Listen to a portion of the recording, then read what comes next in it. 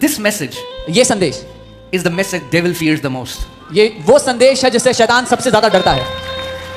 And he has been working overtime from last 2000 years that the church should not hear this message. और वो 2000 साल से overtime मेहनत कर रहा है कि कलीसिया को ये संदेश ना सुनाई पड़े. Because the day this revelation enters your spirit man, you become unstoppable for the enemy. क्योंकि जिस दिन ये प्रकाशन आपके आत्मिक मनुष्य में प्रवेश कर गया, वो शैतान आपको कभी रोक नहीं पाएगा फिर. So hear this, सुनिए. your religious duties cannot save you. आपके धर्म कर्म के काम आपको उद्धार नहीं देते, नहीं दे सकते. Your fastings cannot save you. आपके उपवास आपको नहीं बचा सकते. Your giving cannot save you. आपकी भेंट देने से आप नहीं बच सकते. We are not saved by good works. हम अच्छे काम करके उद्धार नहीं पाते. We are saved for good works. हमें उद्धार मिला कि अब हम अच्छे काम करें. Okay? So they have a zeal for God but not according to knowledge. उनमें परमेश्वर के लिए धुन तो है पर ज्ञान नहीं है परमेश्वर का. Not according to which knowledge? According to revelation knowledge. प्रकाशन का ज्ञान नहीं है उसके क्योंकि वो अनुसार. तो वही कर रहे हैं जो मूसा से उन्होंने सीखा. Because they are doing what they learned from Moses.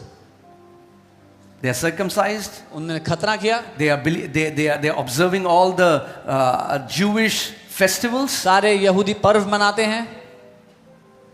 पूरी व्यवस्था को मानने की कोशिश करते हैं. They try to follow the entire law. मगर फिर भी उद्धार नहीं मिला. But even then they do not have salvation. Now hear this. अब सुनिए. For they being ignorant of God's righteousness क्योंकि परमेश्वर की धार्मिकता से अनजान होकर and seeking to establish their own righteousness, अपनी ही धार्मिकता स्थापित करने का यत्न करते हैं. they have not submitted to the righteousness of God. और परमेश्वर की धार्मिकता के अधीन नहीं होते.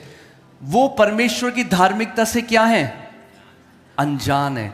और आज अगर आप सच सुनना चाहते हैं तो सच ये है कि बहुत प्रतिशत मसीह लोग परमेश्वर की धार्मिकता से अनजान हैं, क्योंकि वो अपनी धार्मिकता की स्थापना करना चाहते हैं.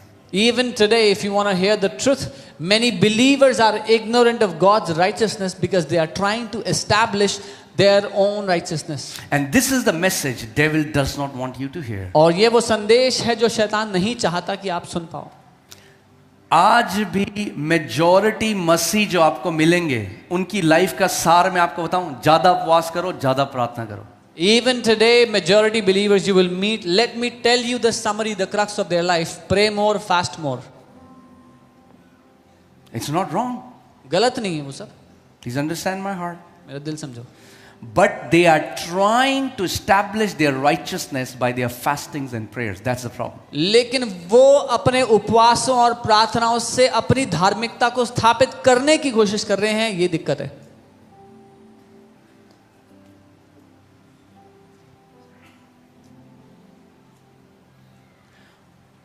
उन्होंने अपने आप परमेश्वर की धार्मिकता के अधीन ना किया, क्योंकि उन्होंने अपनी धार्मिकता स्थापित करने की कोशिश करी. They did not subject themselves to the righteousness of God because they were trying to establish their own righteousness. Please hear me carefully, church. मुझे ध्यान से सुनना चाहिए. This message will be one of the most important messages that you will ever hear. ये संदेश सबसे महत्वपूर्ण संदेशों में से है जो आप कभी भी सुनोगे. Because it is gonna make you an absolute victorious one in Christ Jesus. क्योंकि ये संदेश आपको पूरी तरह से जयवंत बना देगा मसीह में.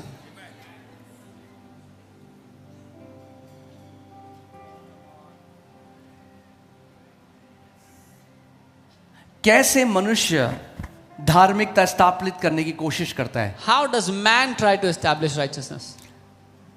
धर्मी कार्य करके. By righteous works, by works of religion.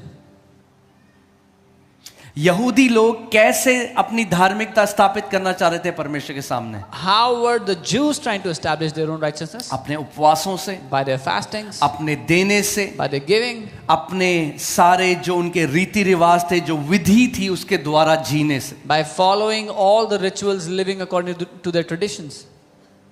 कैसे आज आपको पता चलेगा कि क्या आप अपनी धार्मिकता स्थापित करने की कोशिश कर रहे हो? Today, how can you know whether you are trying to establish your own righteousness? How will you know? कैसे मालूम होगा आज? If you think अगर आपको ये लगता है that when I pray more, when I fast more, God accepts me more, you are just like those Israelites who have no understanding of God's righteousness. अगर आपको आज ये लगता है कि जब मैं ज्यादा उपवास करता हूं, ज्यादा प्रार्थना करता हूं, तो परमेश्वर मुझे ज्यादा ग्रहण करता है, तो आप ठीक उन इजरायलियों की तरह हो जिनको परमेश्वर की धार्मिकता की कोई समझ नहीं थी. Because you are going to God क्योंकि आप परमेश्वर के सामने आ रहे हो with you as the center. अपने आप को केंद्र में रखते हुए. देख प्रभु 2 महीने हो गए, मैंने कोई पाप नहीं किया. See Lord, it's been 2 months, I have not committed any sin. मैंने 40 दिन का उपवास किया, परमेश्वर अब तो दे दे. I fasted 40 days, God, now give it. अब तो मैं ऐसे खड़ा हो सकता हूं प्रभु आपके ऊपर. Now Lord, I can stand before you like this. And when you try to stand in your own righteousness before God, you disqualify yourself. और जब आप अपनी धार्मिकता के बलबूते परमेश्वर के सामने खड़े होते हो, अपने आप को उस जगह के लिए अयोग्य ठहरा देते हो. मसीह व्यवस्था का अंत है धार्मिकता के लिए. Christ is the end of the law for righteousness. This. For Moses writes about the righteousness which is of the law. मूसा लिखता है एक ऐसी धार्मिकता के बारे में जो व्यवस्था से है. एक ऐसी धार्मिकता है जो व्यवस्था से आती है, और वो धार्मिकता मनुष्य की धार्मिकता है. There is a righteousness that comes from the Lord, from the law, that is man's righteousness. अगर आप मनुष्य की धार्मिकता या व्यवस्था की धार्मिकता के द्वारा चल रहे हो, तो आप परमेश्वर के पास आओगे, आप बोलोगे देख प्रभु मैं तो झूठ नहीं बोलता, देख प्रभु ये व्यक्ति तो व्यभिचार में, मैंने तो प्रभु व्यभिचार नहीं किया. If you live by the righteousness of the law or man's righteousness, you will come before God and say, Lord, look, I don't lie. This man is an adulterer. I'm not an adulterer. So व्यवस्था के हिसाब से आप देख रहे हो कि I am good, so I can be accepted by God. So as per the law, you are judging that कि आप भले हैं तो परमेश्वर मुझे तो ग्रहण करेगा. Hear this. The man who does those things lives by them. जो मनुष्य ये करता है वह उन्हीं के द्वारा जीवित रहेगा. जो व्यवस्था की धार्मिकता है, जो मनुष्य की धार्मिकता है, वो सारा करने के बारे में है, जो कि मनुष्य की धार्मिकता है. Because मनुष्य का जो फ्लैश है ना, आपका जो देह है ना, वो बोस्ट करना चाहता है, डींगे मारना चाहता है. The flesh of a man wants to be boastful and prideful. The flesh of man wants to say कि मेरी लाइफ में आज इसलिए ना क्योंकि मैंने ये किया है. मनुष्य की देह ये कहना चाहती है, I have this in my life because I did this. And that's the righteousness of और वो man. मनुष्य की धार्मिकता है. The man who does those things will live by them. जो कोई ऐसा करेगा वो उन्हीं के द्वारा जिएगा. Okay? कितने लोग मेरी बात समझ रहे हैं? How many understand? All right. But the righteousness of faith, लेकिन विश्वास की धार्मिकता, there is now a different righteousness. अब एक अलग तरह की धार्मिकता की बात मनुष्य की धार्मिकता करें. Righteousness of man, वो कर्मों से होती है, that is by works. मगर एक और धार्मिकता है जो विश्वास की धार्मिकता है. But there is a different kind of righteousness that is by faith. The righteousness of faith speaks in this way. विश्वास की धार्मिकता यूं The बोलती है. righteousness of law does. The righteousness of faith speaks. कर्मों की धार्मिकता काम करती है, विश्वास की धार्मिकता बोलती है. कर्मों की धार्मिकता कहती है जब तू उपवास करेगा तब परमेश्वर तुझे चंगा करेगा. विश्वास की धार्मिकता कहती है उसके कोड़े खाने से मैं चंगा हो चुका हूं. व्यवस्था की धार्मिकता काम करने के बारे में है. The righteousness of faith speaks. विश्वास की धार्मिकता बोलने के बारे में है. But the righteousness of faith speaks in this way. Do not say in your heart who will ascend to heaven, that is to bring Christ down from above, or who will descend into abyss, that is to bring Christ up from dead. But what does it say? The word is near you, in your mouth and in your heart. विश्वास की धार्मिकता ये नहीं कहती कि स्वर्ग में कौन चढ़ेगा हमारे लिए, अधोलोक में कौन उतरेगा, लेकिन वो कहती है वचन तेरे निकट है, तेरे मुंह में है, तेरे मन में है।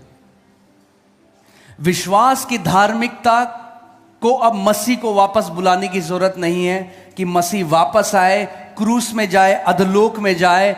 नहीं नहीं नहीं, विश्वास की धार्मिकता क्या कहती है कि वचन मेरे निकट है।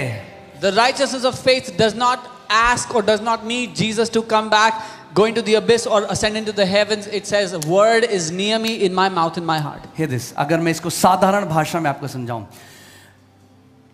मनुष्य की धार्मिकता कहती है अब मुझे क्या करना पड़ेगा कि परमेश्वर मेरे लिए कुछ करे। The righteousness of man says, now what do I have to do that God will do this मुझे for me? बताओ मैं क्या करूं। Tell me what should I do? पूरा धर्म इसी के बारे में है। All religion अब is तू about ये this. पाठ करा, अब तू बृहस्पतिवार को ये करा, अब तुझे ये इतना चढ़ावा चढ़ाना पड़ेगा, अब तू ये चढ़ा, यहाँ पे तू अब इतना उपवास कर, तुझे ये करना पड़ेगा। ये मनुष्य की धार्मिकता है, तुझे ये करना पड़ेगा। विश्वास की धार्मिकता है जो मसीह ने हमारे लिए 2000 साल पहले कर दिया। The entire religion is about now you have to do this on that day, do that, do this much fasting. But the righteousness of faith is what Christ did for us 2000 years ago. मनुष्य की धार्मिकता मनुष्य से शुरू होती है, विश्वास की धार्मिकता मसीह से शुरू होती है और मसीह में अंत होती है। The righteousness of man starts from man, but the righteousness of Christ, it starts from Christ. Hebrews 12:2 says, looking unto Jesus, the author and the perfecter of our faith. इब्रानी की किताब में लिखा है यीशु की ओर देखते हुए जो हमारे विश्वास का गढ़ने वाला, उसको संपूर्ण करने वाला है। The righteousness of faith speaks what? Speaks what my Lord has accomplished for me. विश्वास की धार्मिकता क्या करती है? बोलती है। क्या बोलती है? जो मेरे प्रभु ने मेरे लिए कर दिया है। अगर कोई किसी बीमारी में है, विश्वास की धार्मिकता ये नहीं आपकी तरफ नहीं इशारा करेगी, विश्वास की धार्मिकता मसीह की तरफ इशारा करेगी। देख, उसने तेरे रोगों को सह लिया, उसने तेरी बीमारी को अपने ऊपर ले लिया और उसके कोड़े खाने से तू चंगी हो चुकी है। उसके कोड़े, और विश्वास की धार्मिकता फिर मुंह खोलकर उस बात की घोषणा करने लगेगी जो मसीह ने 2000 साल पहले हमारे लिए क्रूस पे कर दिया। कलीसिया में अधिकतर लोग, ज्यादातर लोगों को नहीं पता है वो धार्मिकता के बारे में जो विश्वास से है, जो परमेश्वर की धार्मिकता है उसके। That's why, hear this, many are serving God from the sense of fear of punishment. इसीलिए इतने सारे मसीह लोग परमेश्वर की सेवा डर के मारे कर रहे हैं कि हमें पनिशमेंट ना मिल जाए, दंड ना मिल जाए। But once you know you have been declared righteous, you serve God with the sense of love that I am a son and I am a daughter and it's my privilege to serve my Almighty God. लेकिन एक बारी आपको ये मालूम हो गया कि आप धर्मी घोषित कर दिए जा चुके हो, तब आप अपने पिता की सेवा ये जानते हुए करते हो कि मैं प्रेम किया गया हूं, मैं उसका बेटा हूं, उसकी बेटी हूं। राइचियसनेस या धार्मिकता हिंदी में उसका मतलब क्या है? उसका मतलब है राइट स्टैंडिंग, यानी आप परमेश्वर के सामने आप खड़े हो सकते हो।